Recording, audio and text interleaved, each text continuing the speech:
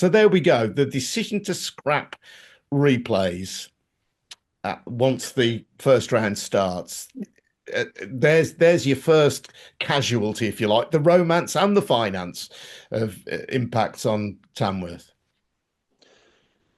You may or may not remember that of all the podcasts we did last season, probably the one which I got most irate and fired up about was this decision.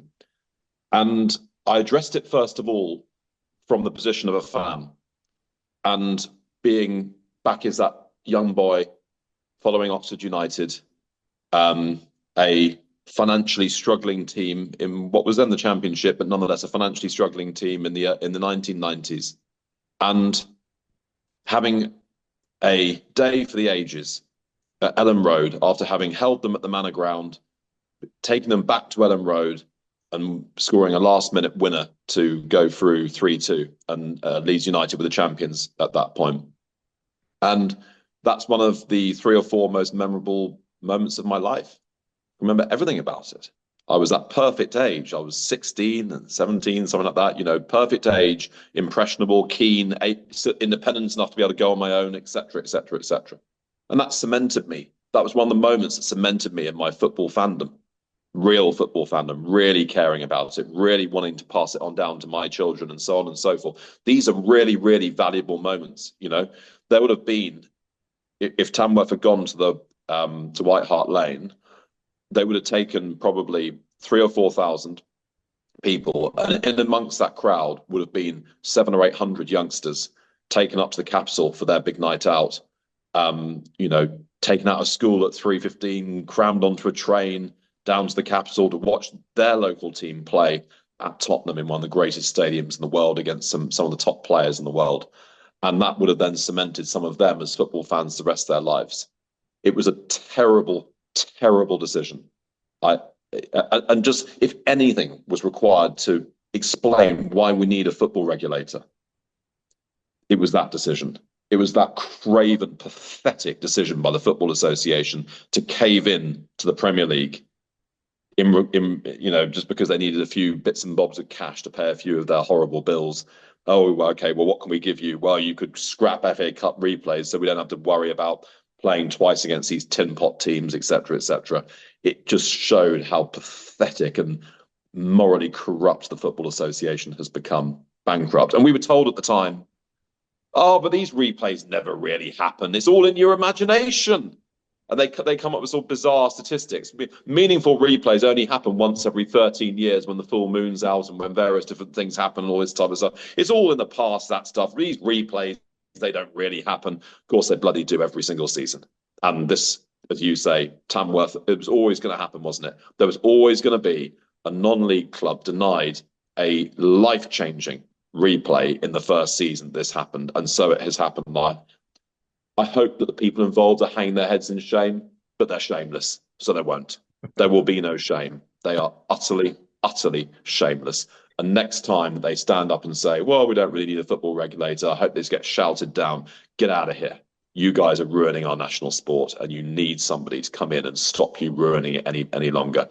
In terms of financial implications, Adrian, one of the things that the FA said in defence was that, oh, well, it means that we're going to now give lots more money in prize money. In fact, it was a very small amount more in prize money, an extra sort of 5,000 or 10,000 quid here or there, spread quite widely.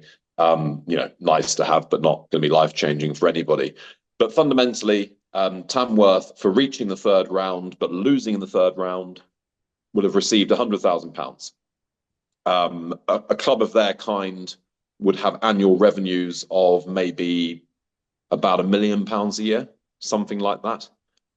So it's meaningful. Sorry to interrupt there, Charlie. When you say £100,000, is that exclusive of the gate receipts on the day? Yeah, that's the prize money. I mean, the gate receipts are going to be something or nothing because they have to share them with Spurs. Yeah. Is it my understanding, is it 40, 40, 20, 40% to the home team, 40% to the away team, 20% in the pot? Yeah, I mean, pretty much. Costs get taken out first, right? And then it gets shared out. Who knows? Perhaps they would have made £40,000 or £50,000 from the match itself. and £100,000 in total prize money for getting to the third round. So look, fantastic and well deserved, by the way, because they had to win an awful lot of games to get there. They started off in the qualifying competition. And it's games like that that have been shown on TV around the world today that make the FA Cup. So 100,000 quid is the least that they should get. They probably would have got to share some TV money as well on top of that.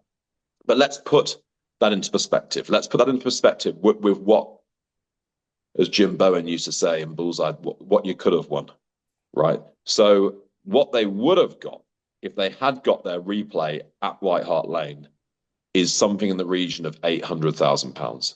Wow. Right. On top of all the money that they have received elsewhere. So it would have been £1 million for the tie as a whole.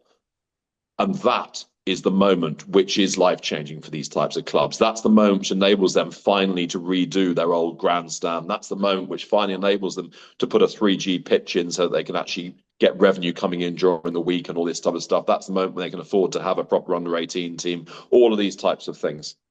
And that money is now no longer allowable to them because the Premier League have decided that they don't want clubs to have that money. They don't want them to have that opportunity. And that's just really sad, I think. Yeah. Well, it's a twin thing, isn't it? It is about the romance and it is about the finance. And your old pal, Damien Collins, former Conservative MP, I went to see him at the House of Commons a few months ago for my book, Where's the Money Gone? And he was talking about, although he's a Man United fan, going to watch his local club, Hereford, play Arsenal.